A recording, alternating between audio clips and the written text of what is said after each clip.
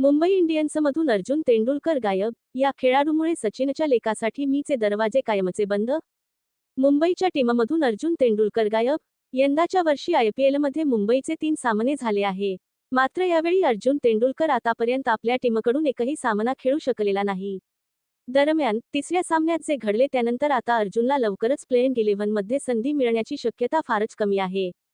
30 लाखांना मुंबईने अर्जुनला केलेलं खरेदी. गेल्या वर्षी आयपीएलच्या ऑक्शनमध्ये अर्जुन तेंडुलकरला मुंबई इंडियन्सने 30 लाख रुपयांना विकत घेतलं होतं. पहिल्या फेरीत त्याला खरेदीदार मिळाला नाही. मात्र अखेरीस मुंबईच्या टीमने त्याला आपल्या ताफ्यात घेतलं. 30 लाखांच्या बेस प्राइजला खरेदी करून देखील अर्जुनला आतापर्यंत एकही सामना खेळता आलेला नाही.